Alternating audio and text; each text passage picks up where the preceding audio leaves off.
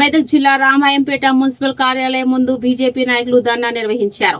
ఇటీవల కొనుగోలు చేసిన చెత్త పుట్టలు, టీ గార్డ్స్ బిల్లులతో మున్సిపల్ కమిషనర్ భారీ అవినీతికి పాల్పడ్డాడని ఆరోపించారు. ఈ మేరకు దాదాపు 90 లక్షల రూపాయల అవినీతి జరిగినట్లు తమ దగ్గర రుజువులున్నాయని, ఈ విషయంపై మున్సిపల్ కమిషనర్ కలవడానికి వస్తే తప్పించుకుని తిరుగుతున్నారని ఆగ్రహం వ్యక్తం చేశారు. 2 రోజుల్లో సంబంధిత అధికారులు చర్యలు తీసుకుని మున్సిపల్ ఎన్నికల కంటే ముందే కమిషనర్ ను సస్పెండ్ చేయాలని డిమాండ్ చేశారు.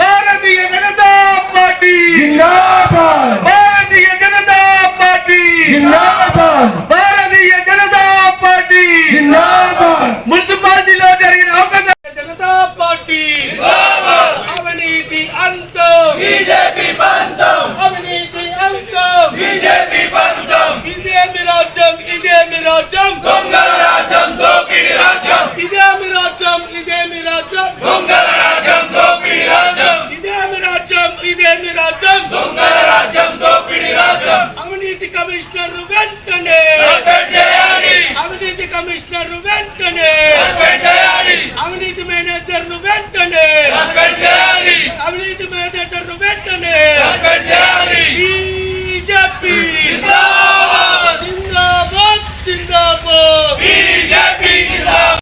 ఆధ్వర్యంలో మున్సిపల్ ఆఫీస్ ముందు ధర్నా నిర్వహించడం జరుగుతుంది. ఈ ధర్నా ముఖ్య ఉద్దేశం ఏమిటి అంటే మున్సిపల్ నిధులలో చాలా అవినీతి జరిగిందని ఆరోపణలు వస్తున్నాయి.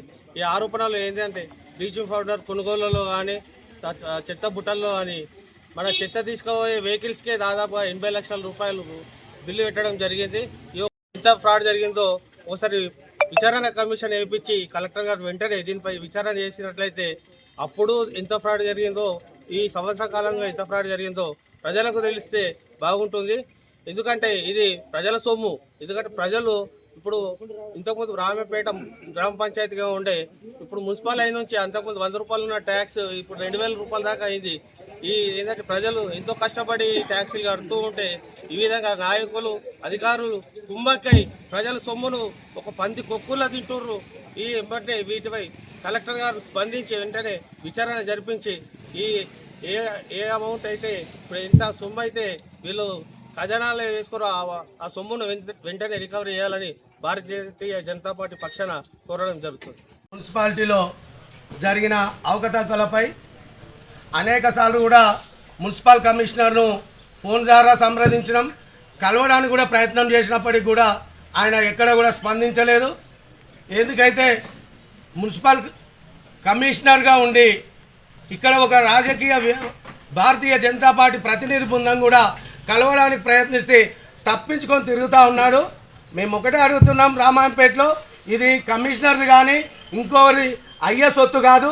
1,80,00,000 రూపాయల్లో వీళ్ళు ఏదైతే పర్చేజ్ చేసిర్రో, కొనుగోలు చేసిర్రో ఈ చెత్త కోసం కానీ, చెత్త బుట్టల కోసం కానీ, అదే వెహికల్ల కోసం కానీ, బ్లీచింగ్ పౌడర్ కోసం కానీ అట్లా పెద్ద ఎత్తున అవినీతి జరిగిందని చెప్పేసి భారతీయ జనతా పార్టీ మొదటి నుంచి కూడా ఆరోపిస్తూ ఉంది. మేము 2-3 విషయాలు మేము ప్రజల దృష్టికి తీసుకురావడానికి ప్రయత్నం చేస్తాం. చెత్త బుట్టలు ఏదైతే ఉన్నాయో ఈరోజు రామాయంపేటలో ఎక్కడ ఉన్నా 70 నుంచి 80 రూపాయలు ఉన్నాయి. కమిషనర్ గారు కోటి చేసి 180 రూపాయలకు ఒక చెత్త బుట్ట కొన్నామని అది ఎంబీ రికార్డు ద్వారా అథెంటిక్గా 35 లక్షల రూపాయలు చెత్త బుట్టల మీద ఖర్చు చేసినట్టు ఈరోజు చూపిస్తూ ఉన్నాడు. అదేవిధంగా మన ట్రీ గార్డులకు సంబంధించి రామాయంపేట ప్రజలను అడుగుతూ ఉన్నాం, పత్రికా విలేకరులను, ఇంటలెక్చువల్స్ని అడుగుతూ ఉన్నాం. ట్రీ గార్డుల పేరిట మొక్కలు నాటి మొక్కలకు ట్రీ గార్డులు పెట్టడానికి సుమారు 6 నుంచి 7,000 మొక్కలు నాటినాం. 6 నుంచి 7,000 ట్రీ గార్డు పెట్టినామని చెప్పేసి అటువంటి అవినీతితోని డబ్బులు డ్రా చేసుకోవడం జరిగింది. అదేవిధంగా చిన్న విషయాలు, ఒక కొడువలు కొనడానికి 800 రూపాయలు ఆయన రికార్డులో మేము పరిశీలించినాం. అదే ఓ గొడ్డలు కొనడానికి 2,280 రూపాయలు. అంటే చిన్న విషయాలను మనం చూసినట్టయితే పెద్ద ఎత్తున అవినీతి జరిగింది. రామాయంపేట మున్సిపాలిటీలో పెద్ద ఎత్తున కమిషనర్ యొక్క సమక్షంలో పెద్ద అవినీతి జరిగింది. ఈ అవినీతిలో ఎవరున్నా సరే, రాజకీయ పక్షాలుగా ఎవరున్నా సరే బాధ్యత వహించాలి. భారతీయ జనతా పార్టీ ఒకటే డిమాండ్ చేస్తూ ఉంది.